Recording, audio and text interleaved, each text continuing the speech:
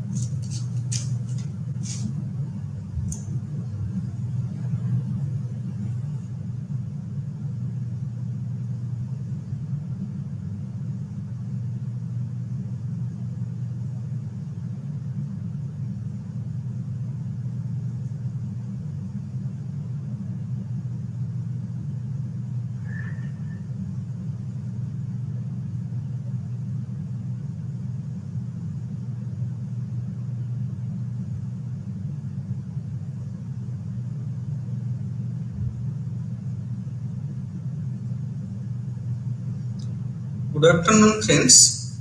Today we will discuss Unit 7 of International Business, that is International Entry Strategies. Before discussing International Entry Strategies, let me first tell you what are the objectives of our class today. After attending the class, we will analyze the impact and environmental factors on market entry. We will explain different theories of internationalization. We will identify the factors which influence international entry modes. We will understand various market entry modes and the pros, cons with each market entry modes. Let me first tell you what is the structure of our discussion today. First, I will give an introduction to international business environment. Then we will discuss the volatility of the environment. We will discuss some theories of internationalization, which will have some impact on international entry modes. Next, we will discuss different factors influencing entry modes. We will analyze different market entry modes, market entry strategies. Next, we will summarize our discussion. We will have some keywords and self-assessment questions. Friends, an organization, before making global entry, has to take certain decisions. First decision it has to take which market it will enter. Whether it will enter, suppose you are a Indian businessman and you want to enter into foreign markets. The first decision which you have to take, which market you will enter. Whether you will enter into Bangladesh market or Chinese market, or you will cater to UK market or US market, which market to enter. The next important question is when to enter and to what extent you will have your international involvement. So which market to enter, when to enter, and to what extent your involvement will be. Next one is what will be the entry mode, in which way you will enter into the market. First, which market to enter. Next one is in which way you will enter. There are many ways of doing international business. You have to select one way. Next one is what will be the role of strategic alliances. Whether you will enter by yourself or you will enter with the help of some joint ventures. You will take the help of a local partner to enter into their country. Whether you will enter in isolation or with alliance. These are the three major questions which arises before any firm which want to go international. So you have to analyze these things. Next, volatility of international environment. We know that the international environment is volatile. We are in a VUCA world. What is VUCA? VUCA. The international environment is volatile. It is uncertain. It is complex. And it is ambiguous. The international business environment is volatile. It is uncertain. It is complex. It is ambiguous. And popularly it is known as we are in a VUCA environment. So once you want to go international, you have to operate within this VUCA environment. So you have to analyze the environment before entering into it. Let's take an example. You are a woolen manufacturer. You deal with woolen garments and you are doing business in India and you want to go international. First, you have to think that in which market you will cater. Generally, you will cater to those markets which are having extreme cold atmosphere. And you will cater to those markets. Then you will focus your discussion on those markets where there is sunshine. First, you will target those international countries where there is extreme cold situation. Then you will go to other countries. Similarly, let's take an example. You are producing a low capacity bike in India, 80cc to 300cc. You are a low capacity bike manufacturer. You are producing vehicles or bikes which are of 80cc to 300cc. Now this type of bikes you want to export. Which market you will target? You will target obviously in those countries where people need bike for utility instead of luxury, like African countries, Asian countries, Latin American countries.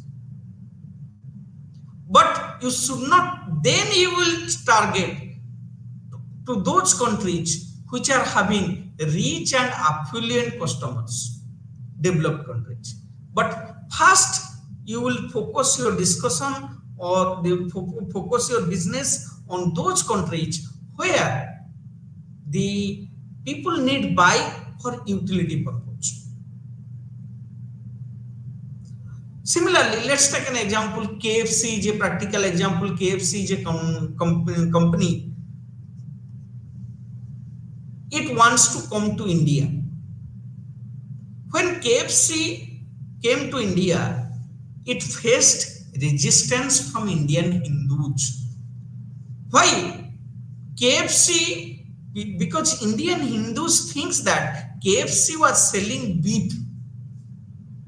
And most of the Indians are vegetarian. So they think that while cooking KFC, vegetarian and non-vegetarian items were cooked with the same oil.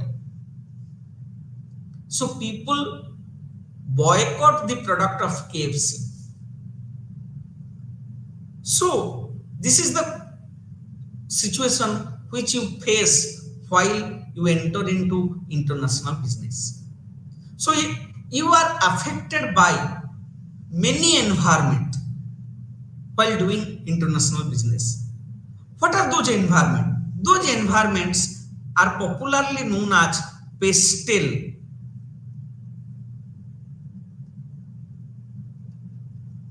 What is pastel?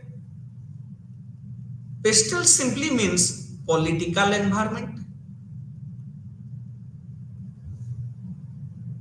economic environment, social environment, technological environment, ecological environment, and legal environment. These pastel factors affect international business environment. Pastel, popularly known as political, economic, social, technological, ecological, and legal environment. These affect international business. So generally, before going global or before doing international business, one go for pastel analysis. What is pastel analysis? It's the analysis of this type of environment which prevalent in the host country where you want to do business. Let's take an example. You are an Indian manufacturer. You want to do business in UK. So first you have to analyze what is the political climate in UK. Who are the major parties which are doing political activities in UK? What is the economic situation of UK? What is the economic model of UK? Whether UK is following a capitalistic country, whether it is a capitalistic country or socialistic country, or it's a mixed economy. Capitalistic economy or socialistic economy or mixed economy. What is the social environment in UK? What is the demography of UK? What is the social stratification of UK? What is the culture of UK? What is the custom of UK? You have to analyze. You have to analyze political environment, economic environment, social environment. You have to analyze the technological environment. What type of technology is prevalent there now? If you will go with a product with obsolete technology, it will not be acceptable in UK market. Then what is the ecological laws? What is the environment related laws prevalent in UK? You have to analyze this. And what is the legal system of UK? These are certain factors which you have to analyze before entering into international business. And those are known as pastel factors. And the analysis is known as pastel analysis. So multinational enterprises generally go for this pastel analysis: political, economic, social, technological, and another is legal. Pastel analysis, which is popularly known as pastel. So you have to go for pastel analysis. Next, we will discuss environmental scanning.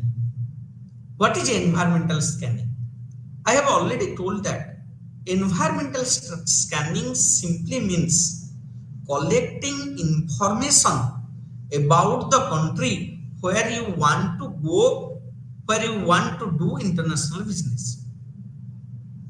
Generally, multinational enterprises, before entering into any market, they scan the necessary information about that market.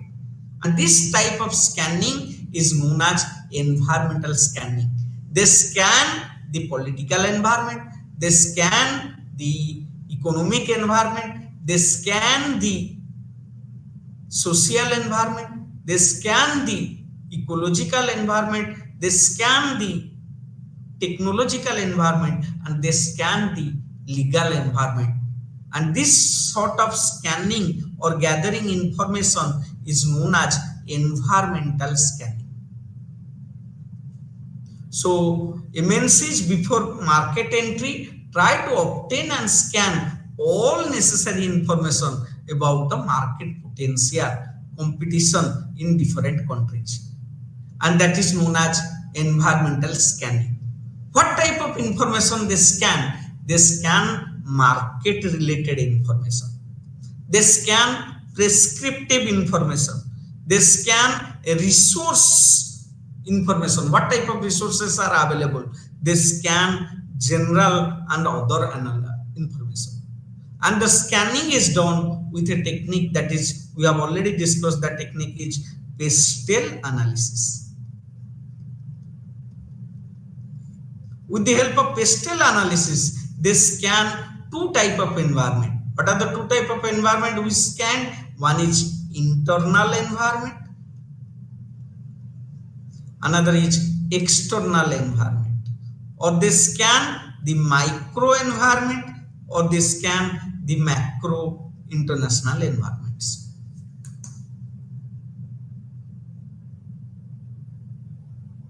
Next, we will discuss some theories of internationalization.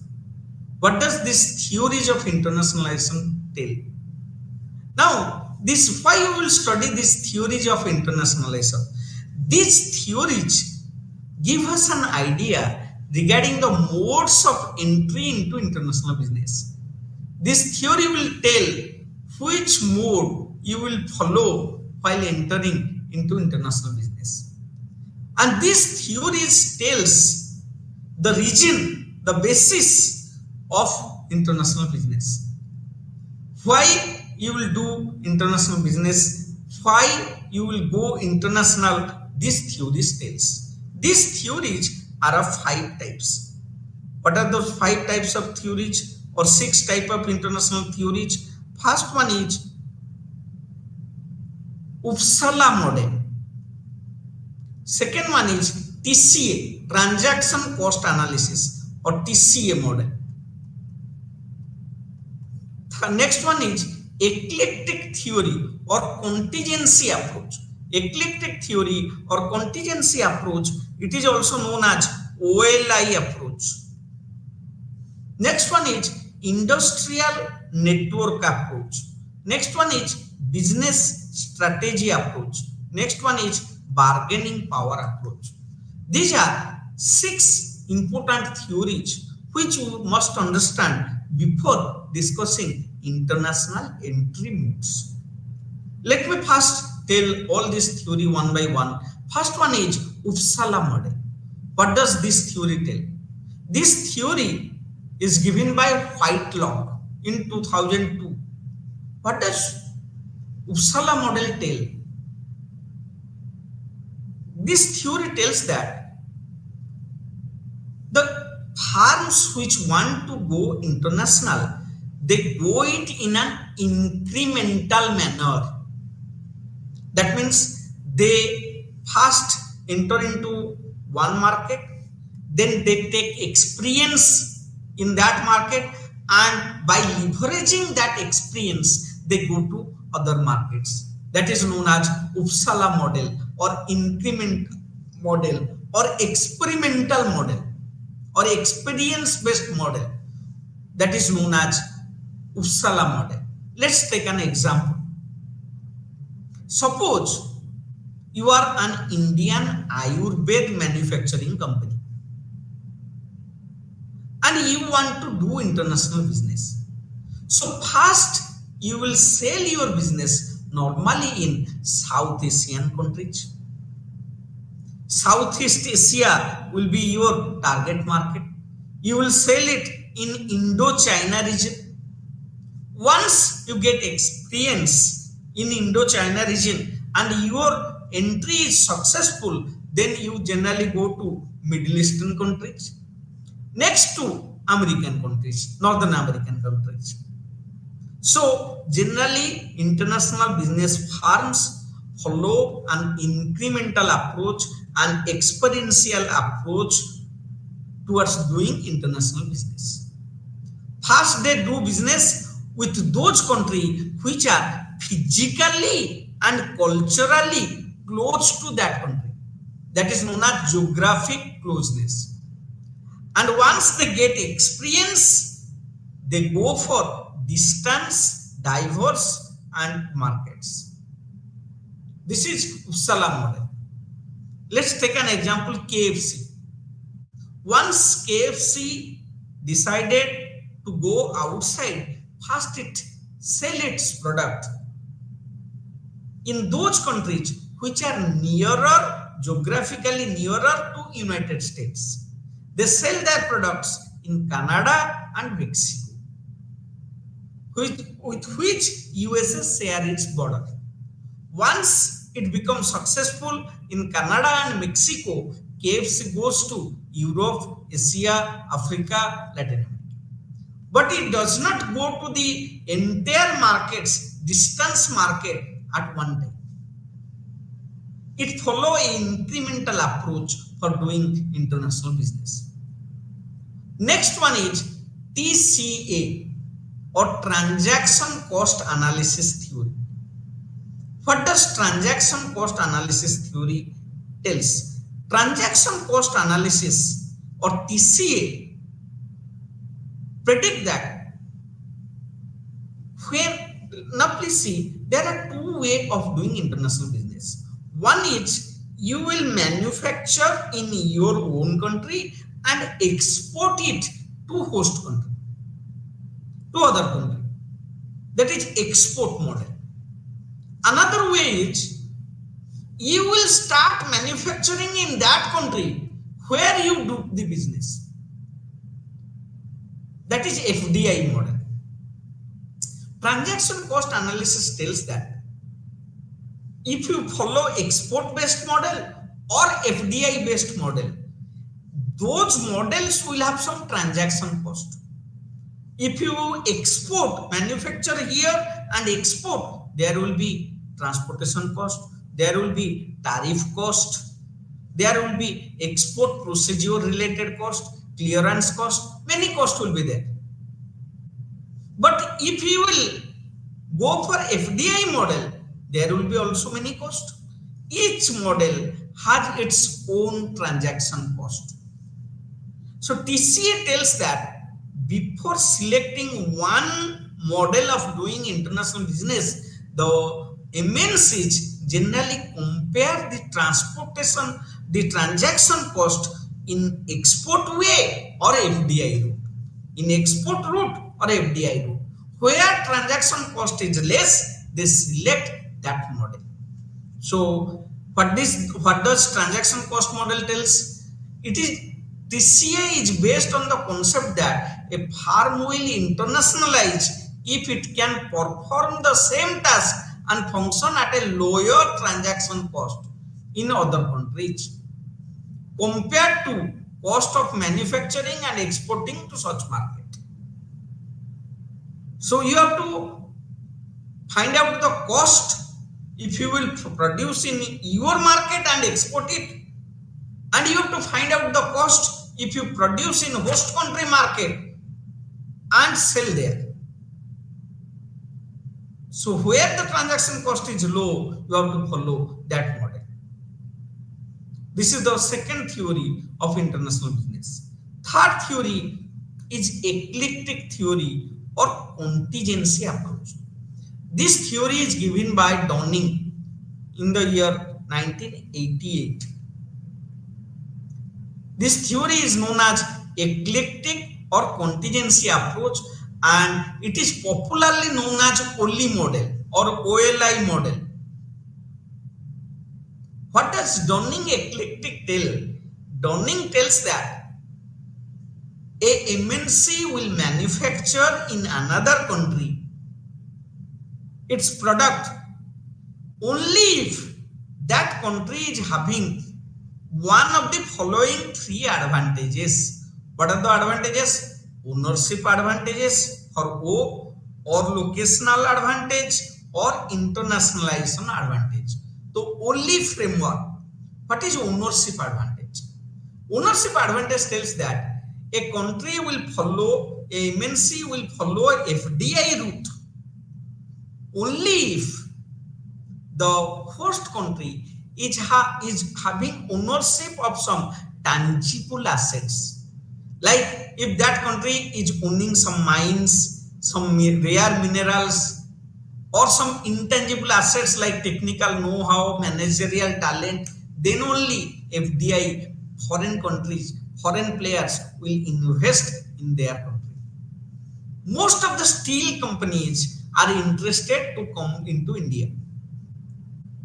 Why? Most of the steel companies are interested to come into India and start their operation in Orissa, Jharkhand, Because there is plenty of iron ores available here.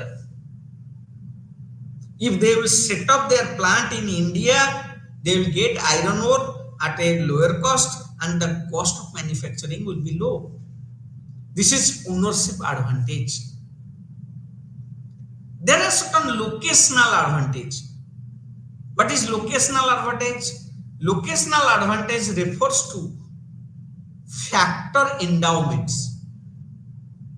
If you have labor plenty, labor rich country, labor intensive industry will come here and produce. Most of the garment manufacturing companies set up their plant in Bangladesh, in India, in China to get the low cost labor. If you have energy rich country, energy related MNCs will do your business there. If you have materials, components, transport, communication channels, then only MNCs will come to your country and produce there to get the locational advantage. And the third one is internationalization advantage. MNCs always calculate the cost of producing in the home country and exporting, along with the cost of FDI and selling. Where the cost will be minimum, MNCs generally follow that model, that mode of doing international business. Next, fourth theory is industrial network approach. What does industrial network approach tells? Industrial network approach tells that there is not only one factor which affect the international business. There are many factors which affect international business. There is no single factor. There are many factors which affect international business. What are those factors? Those factors may be customer related factors. Those factors may be labor related factors. Those factors may be market related factors. Those factors may be vendor related factors. That means it's provide a stakeholder approach for doing international business. Many factors. Stakeholder approach. It's a multi-factors model. Next one is business strategy approach. What does business strategy approach tells? This approach is based on pragmatism. What is pragmatism?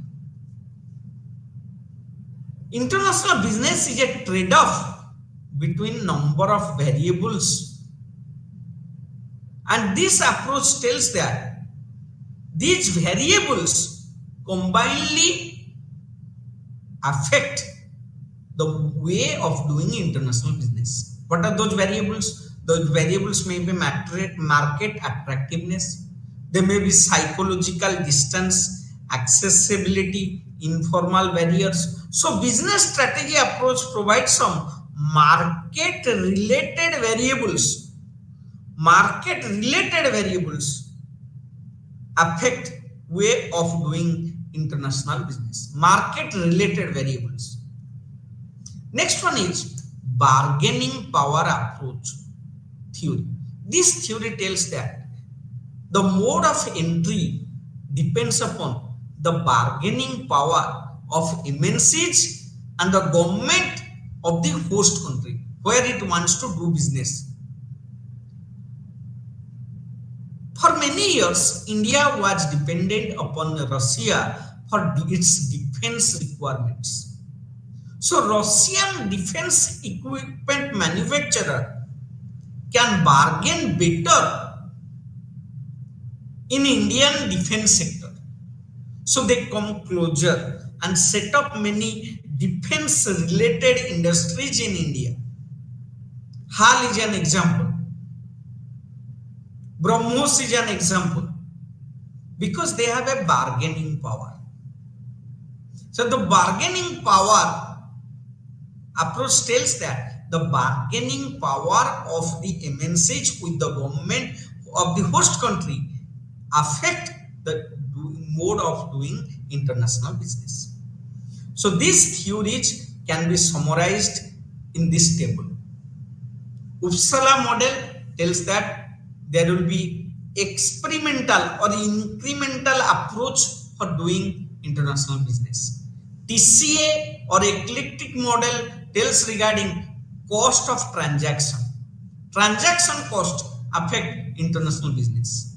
Industrial network model calls regarding there is an interaction between stakeholders, customers, suppliers, vendors. So stakeholder approach, competitors or other stakeholders, they affect the mode of doing international business. Business strategy model is a market-based model. It tells regarding opportunities, resources, management philosophy affect international business. And bargaining power model is a negotiation based model.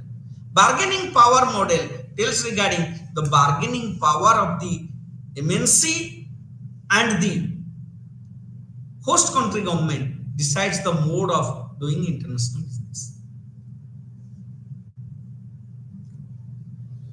Next, we will discuss different factors influencing international entry modes. What are those factors which affect international entry modes? There are many factors which depend international entry modes. What are those factors? Those factors may be summarized as market or country attractiveness. What does market or country attractiveness means? It means the opportunities available in host country. Opportunities available in host country decide the international entry modes. Second approach is country risk. Country risk in host country. The risk may be political risk, the risk may be operational risk. Political risk and operational risk of the host country affect the international entry modes. Third one is government policies affect the international entry mode. Rules, regulations framed by the government. India's exim policy will decide the international entry mode for MNCs. Exim means export-import policy. Foreign policy of the government decides, is an influencing factor on international entry mode. Timing, internal capabilities have an influence on international entry mode. And last, not is cost benefit analysis, CBA. Always the MNCs or MNHs compare the cost of producing in their own country and exporting it with the cost of international entries. Doing FDI and setting plant in the host country and selling there. Which cost is less? List the cost. Each direct export and FDI both has certain cost and benefits, certain advantages and disadvantages, and they weigh these two, they compare these two and take the decisions. These are factors influencing international entry modes. Next, we will discuss different international entry mode. What are the international entry modes or international entry strategy? The international entry modes or international entry strategy may be classified into two parts. What are the two parts international entry strategies are classified?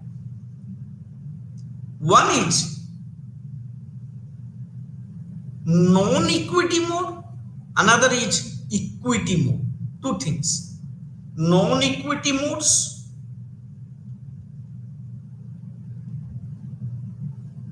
another is equity based modes.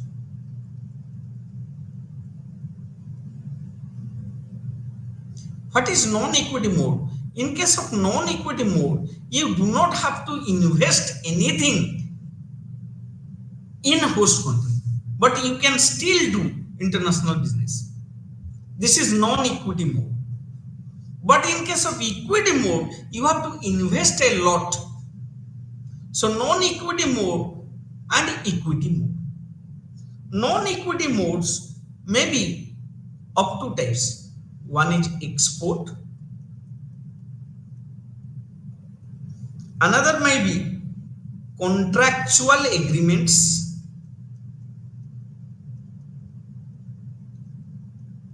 Contractual agreements. And equity modes may be of two types. One is JV, another is subsidiary.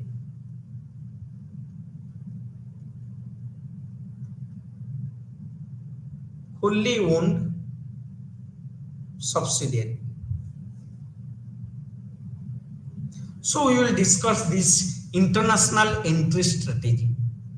International entry strategy may be discussed in two ways. One is there is some non-equity modes and there are some equity modes. Non-equity modes does not involve any investment in host country, but equity modes involves investment in host country. Non-equity modes may be of two types. It may be in form of export or it may be in form of contractual agreements. We will discuss all those things. And equity modes may be in form of JP or it may be in form of wholly owned subsidiary. We will discuss one by one. What are those modes of international entry strategies? First, non-equity mode. The basic non-equity mode is export. You know, you are acquainted with exports. Export means you will produce in your own country and you will sell that product in other country. Exports involve a lot of transportation cost. You have to physically transport this product from your country to other country. While transporting the products, two things are important. One is distance. Distance play a major role in export. If the distance would be more, transportation cost would be more.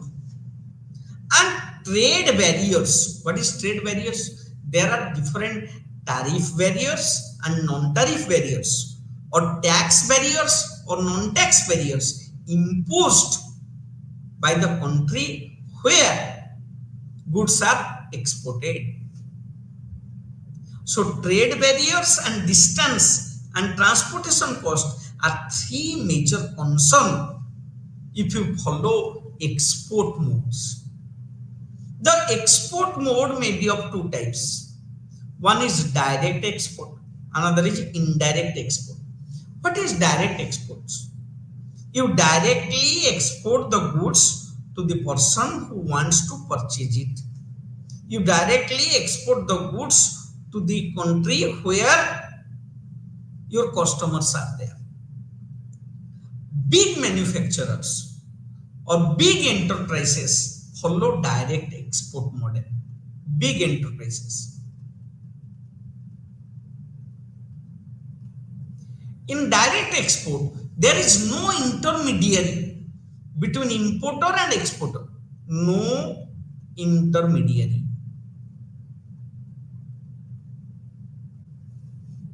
But it can only be practiced by big enterprises because you must have to be well versed with the procedure of export. Again, you must export that voluminous goods which you can directly export. volume of export should be high, so that you can hire a ship or you can hire any other mode and you can export it. Big enterprises can go for direct export model, but there are certain SMEs, small and medium enterprises, SME exporters. They export not big amount of goods. They export small quantities. So what these SMEs do, they go for indirect export. What is indirect export? Export with the help of certain intermediaries, certain middlemen. Export with middleman. That middleman is export houses. So there is an intermediary, export houses. If you export with the help of export houses, that is indirect export. There are many small medium enterprises who want to export. They will export their goods. They will send their goods to one export house. The export house will collect the goods from small and medium enterprises and collect it, accumulate it, and export it. That is known as indirect export. But in case of indirect export, you have to take the help of intermediary, and intermediary will have some charges. And the most important demerits of indirect export is you will do not have any control on the distribution, and you can never know the procedure of international trade because you are not directly involving. You are just sending your product to export house, and export house will export on behalf of yourself. So the first and primary international entry mode is export. This is non-equity mode, is export. Export may be direct export or it may be indirect export. Next one is non-equity modes. Another is contractual agreements. What is contractual agreements? In this case, you have some, let's take an example, intellectual property, and you sell it to the host country for some royalty. That is known as contractual agreements. So in this case, what you sell the intellectual property rights. What is intellectual property rights? You might sell your name, goodwill, copyright, trademark, GI, ICs, trade secrets, and you sell all these things. And by selling this, you do international business. What are the models? First model is licensing or franchising. You know that many MNCs do international business under licensing and franchising model. KFC is doing business in India under licensing and franchising model. It share with its franchisor or licensing partner how to produce KFC chickens. The secret formula it shares, and for it charges something is known as royalty. You sell intellectual property rights with the help of some royalty. Royalty is a regular payment or it may be a one-time payment. So you sell your name, you sell your IPRs for some royalty and do international business. What are the merits? You do not have to invest anything. You have to invest a low cost, low development cost, and you can speed up your business fast with the help of licensing and franchising model. But what are the demerits?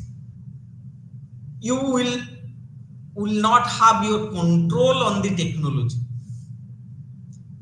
The license getting far may create competitor because you share your trade secret with him.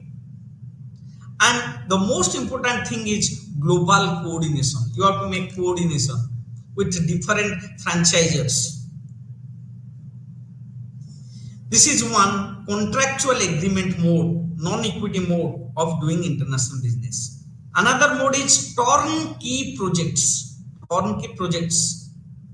Turnkey projects means what? Let's take an example. You have an expertise of preparing nuclear power projects, setting up nuclear power projects. India is a power hungry country and it wants to set up one nuclear power project in India. What you will do?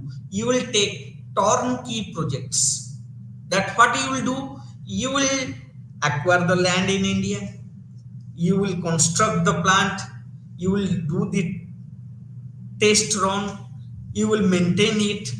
And everything is over. You will hand over the key to Indian government. If you take this type of project, those are known as turnkey project. What the Indian governments or Indian player will do, it will only turn the key and the project is okay.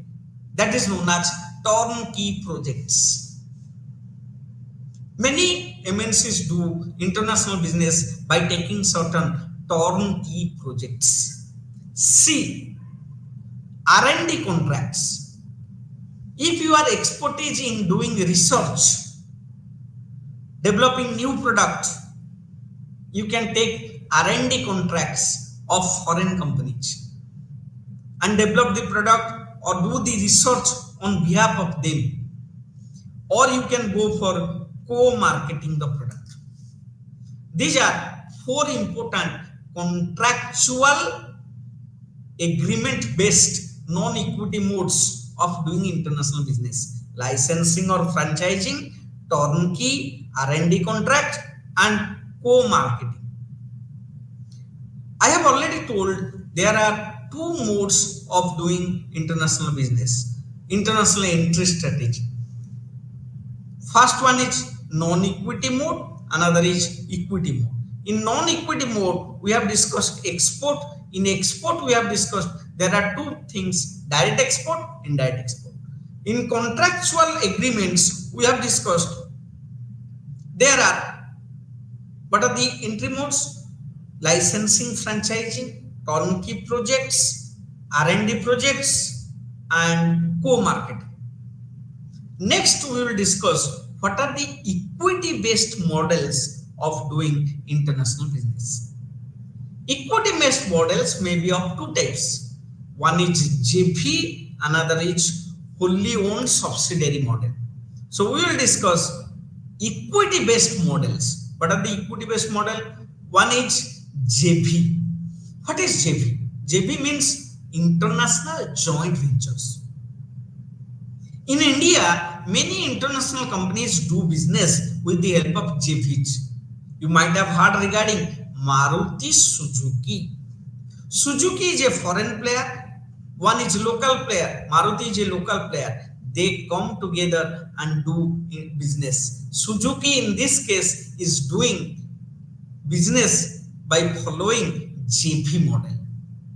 Suzuki has invested something, Maruti has invested something, and they go for Maruti Suzuki. Bajaj Allianz, ICICI Pru. ICICI is a local partner, Pru is a foreign partner. They come together. PNB MetLife. This is joint venture model of doing international business. In this case, what you get? You get the benefit of a local partner. The cost and risk is shared with a local partner. And this type of mode of international entry mode is also politically acceptable.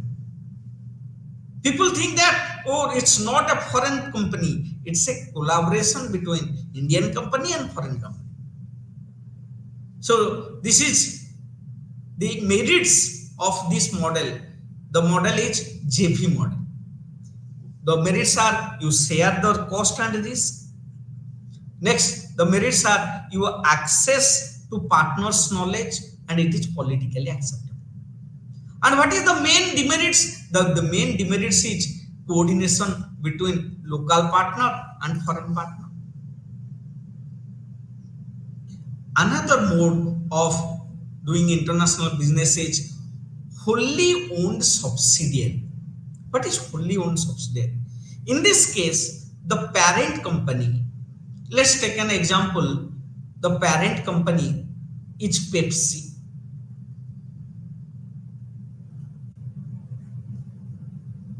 It want to enter into India. So the parent company is Pepsi USA. What it will do? It will frame one subsidiary company in India. And the subsidiary company may be Pepsi India.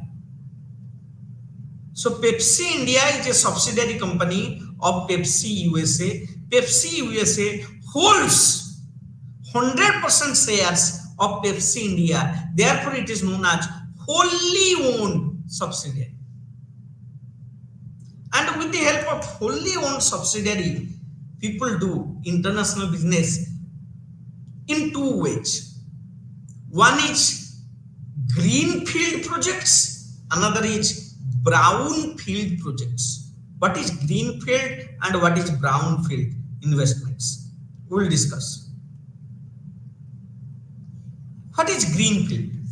Let's take an example. Mittal Steel wants to do set up a steel plant in Orissa, Paradip. Now the area is demarcated.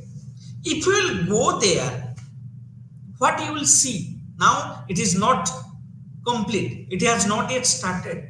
You will see only the green field.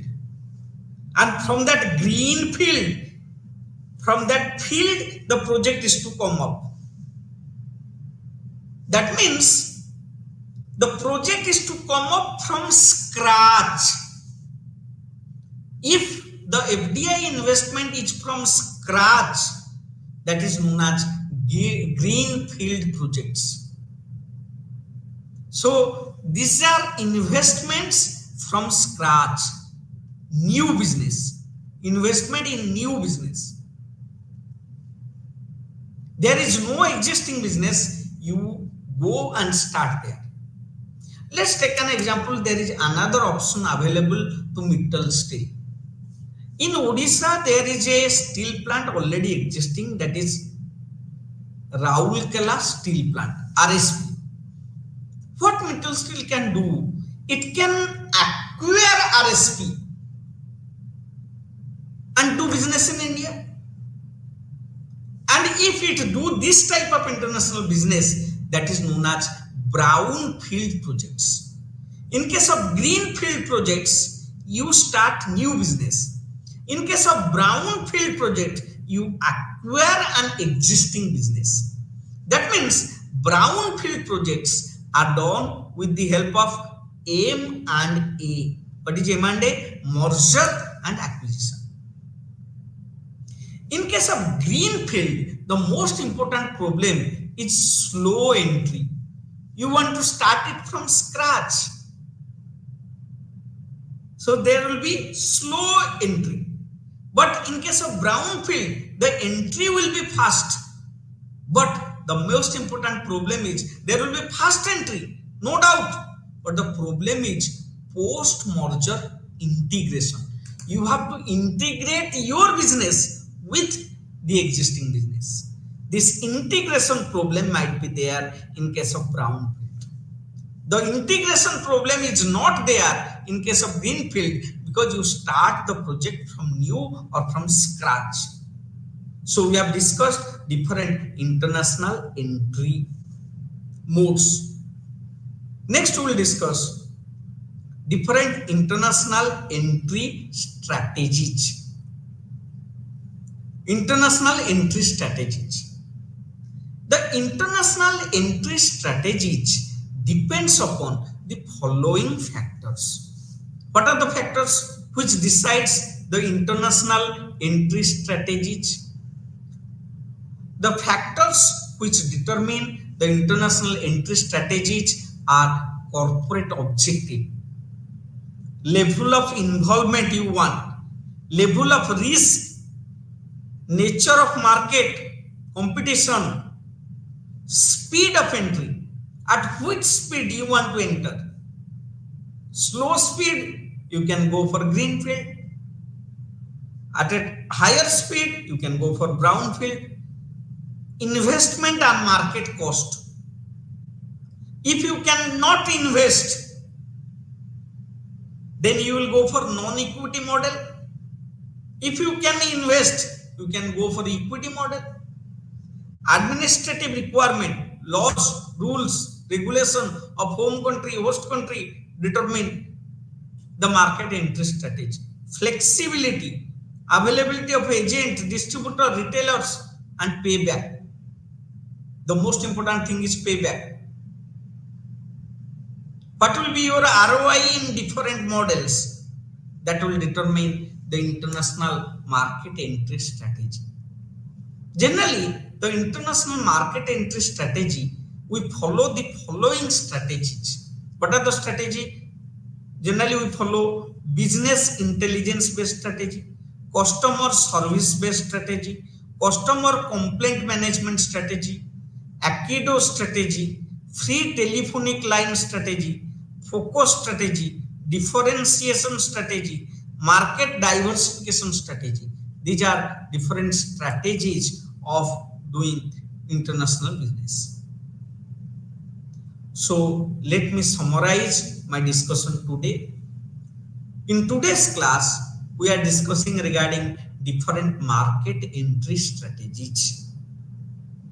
And we know that market entry strategy simply means the means to enter into an international market. For deciding the means, we first discuss regarding different theories of internationalization. In that context, we have discussed Uppsala model, transaction cost analysis model, eclectic theory, industrial network model, business strategy model, and bargaining power. Next, we have discussed different environment which affect international business, and those environment are combinedly known as PESTEL. Then we have discussed certain modes of doing international business, the modes, equity-based modes and non-equity-based modes. Then we have discussed different factors which must be taken into consideration before entering into international business.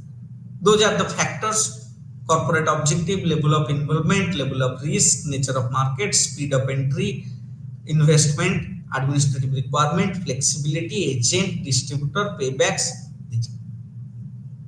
So now we will discuss certain keywords. Uppsala model, it's a model of international business which is based upon prior experience. You follow incremental approach to do international business. TCA model or TCA, transaction cost analysis. Here you compare the transaction cost of producing in your country and exporting it, or producing in host country and selling there. Where the transaction cost is low, you go for that. Eclectic theory or contingency approach, it is a OLI approach. What is OLI? Ownership advantage, locational advantage, and internationalization advantage. Agency theory, or which is known as licensing or franchising model of doing international business.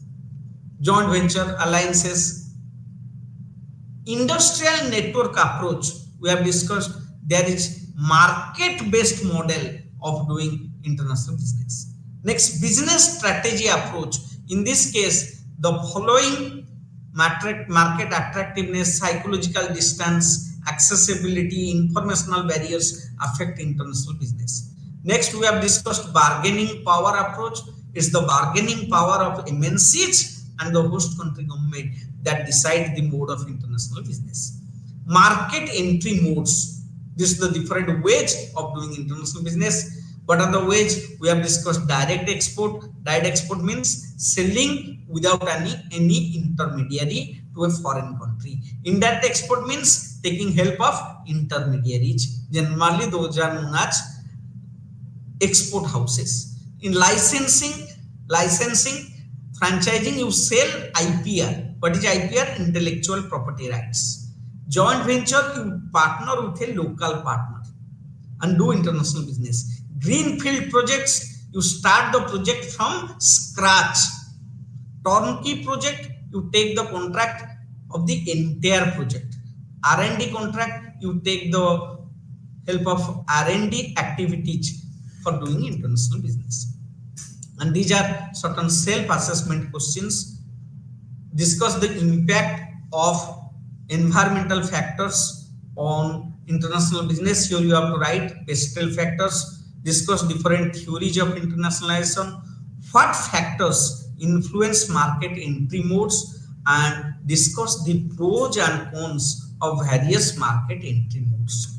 These are self-assessment questions, and these are certain references for further reading on international entry modes. Thank you. Thank you for attending my class. Thank you all.